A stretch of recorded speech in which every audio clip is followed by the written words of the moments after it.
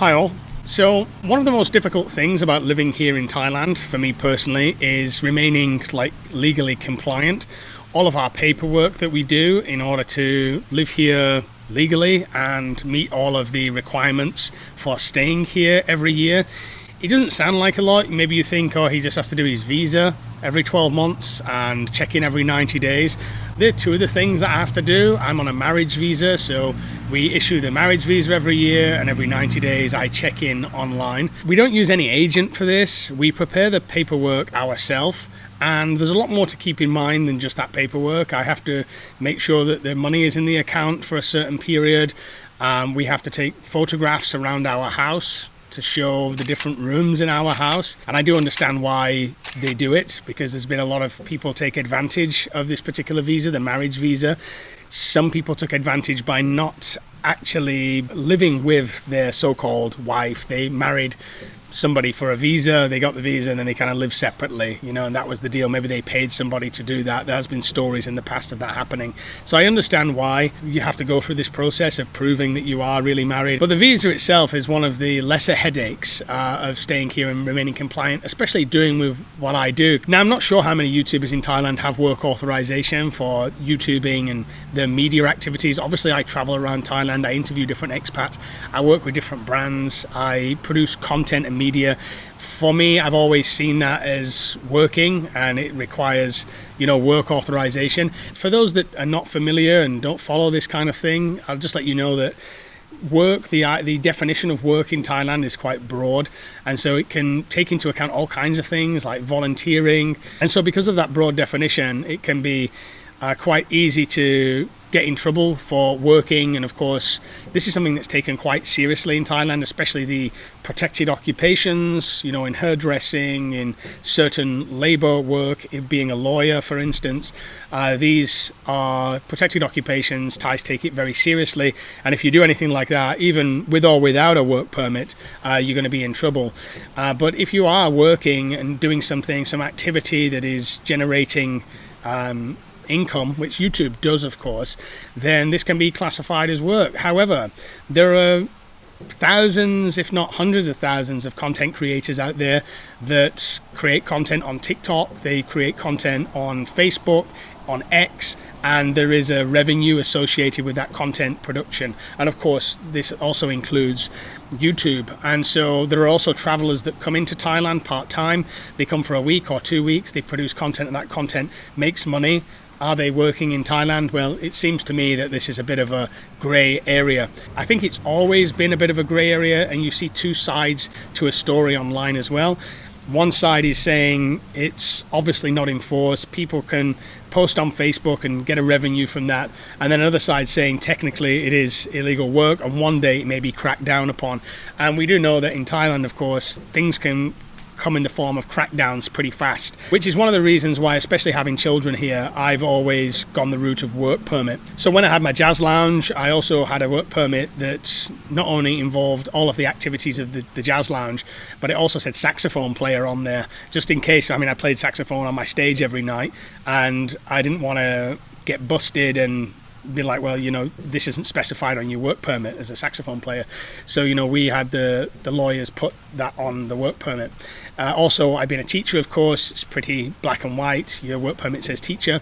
And I've just actually renewed my work permit, which is one of the reasons I'm chatting with you guys about this today. And my work permit actually says marketing manager, e-commerce, and YouTuber. And so we specify the nature of my work here in Thailand on the work permit, and importantly in the articles of incorporation of the company. So just before we continue, I would like to mention our partners on today's video. It's TapTapSend. If you're based in the UK, the USA, Canada, Australia, or Europe, and you need to send money into Thailand, you can now get a nice juicy bonus using my code. TapTapSend allows you to transfer money directly into a Thai bank account. There are no transfer fees on supported routes. Exchange rates are competitive, and in most cases, the money can arrive within minutes, depending on the country, bank, and verification checks. So whether you're sending money into Thailand to save, to support a spouse, or just to pay for something locally, it's definitely an option worth checking out. If you would like to try it out today, you can simply download TapTapSend from outside of Thailand using the App Store or Google Play, and you you can use my code word 20rural to get yourself a bonus on your first transfer. So our company structure is set up to include activities such as media, brand promotion, a very broad range of things, so that we have specified already what the company does and what I do within that company and where those activities take place. The work permit seems to become more flexible these days. It used to be, as I remember it, I've been here 16 years now, I've had a lot of work permits here. It used to be you had to be at the location of your work all the time, whereas now it seems there's more flexibility with that. Like, I can be around Thailand, and incidentally, I've never been asked for it. I've never been asked for my work permit, filming anything. It's never come up. And I've never been asked. If I am asked, I know it's there. So yeah, the other tedious part of life here is renewing all of that documentation, which requires, now you apply online. Before, you used to just go down to the Labour office and you submit all the paperwork, a big fat stack of paperwork. We do our health check, we go to the local hospital. There used to be a time, and I'll tell you this, another anecdote, there used to be a time where when you got the doctor's note, you would just go to a clinic and you get a doctor's note, and they would just listen to your heartbeat with a stethoscope, and they'd be like, yeah, he's right. These days, they want to see the real doctor's notes, the tests, the blood tests for all of the various illnesses, which I'll list here, and make sure you don't have any of these. Luckily now in the hospital near us, they have a health check centre where you kind of bypass all of the queues and you just pay and get it done. And what I do is I use it as an opportunity to do a yearly health checkup. So I won't just do what is required for the work permit. I'll use it as an opportunity to check my whole health out, cancer screenings, blood tests, liver, kidney and whatever. So it doesn't feel like a wasted journey, And then we submit all that now online. And we only found this out because we actually went to the office recently and they were like, hey, it's all done online now. So it's a whole new system. I got to say, there's been a lot of complaints with it, but we didn't find any issue with it. Everything was approved. And now the one kind of funny thing is instead of getting the blue book, which is what I had before for a work permit, you now get a card work permit and you pick it up in a van that travels all around Thailand in different provinces, and you've got to wait to make an appointment for when the van comes in order to go and collect the card. So you go to this pink van that's traveling all around Thailand and you get your work permit card. And so that's different. And we go to the van, you pick up the card, and then you're good to go for another year.